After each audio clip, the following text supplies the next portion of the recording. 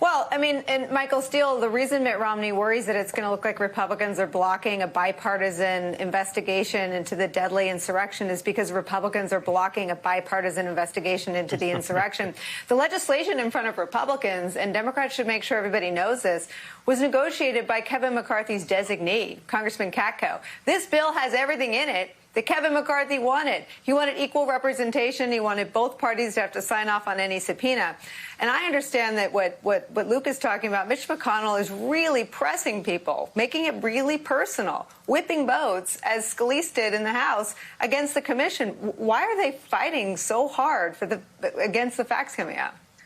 Well, the other piece of that is Kevin McCarthy put his team together and said what he wanted in the bill. But that was not done without some conversation with the Senate, because they knew it would go that way. So presumably what was in the, what Kevin McCarthy signed off on and insisted that Nancy Pelosi and her team put in the bill was part of what came out of the Republican conference between the House and the Senate, right? So Republicans were kind of aligned on this. So what changed? What changed was, and they want to use, James Carville as the tipping point, his comments about how Democrats should use this commission, but that's the politics. So, McConnell said, okay, since we're going to play the politics, let's play the politics and recognize there's a political consequence here. So after the fact, after they decided, okay, yeah, we want these controls, now maybe they were cynical in thinking that the things that they requested, Nancy Pelosi would never give them. And therefore, we're feeling we can say, well, it's Nancy's fault. She didn't accept what we wanted, right? So she doesn't want the commission. But she said, okay, I'll call you bluff. Everything you want, you get. Now, all of a sudden, the politics got real. And so they're sitting there and they're going, what the hell do we do now? And McConnell's like, vote no.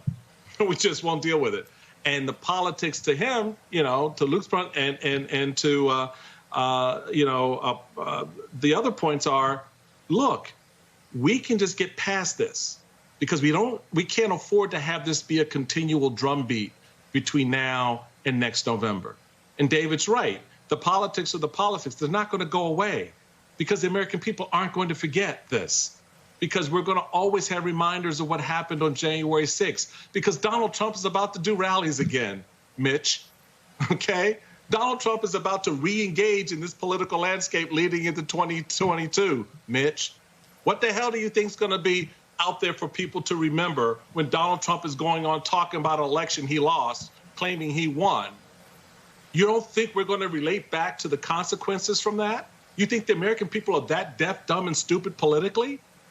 Mitch, I mean, it's amazing to me how tenured and tone deaf they are and how blinded they are about a short-term political gain that isn't going to be realized, Nicole. There is no political upside to voting no. There is none. And a whole hell of a lot of us out here are going to make sure there isn't.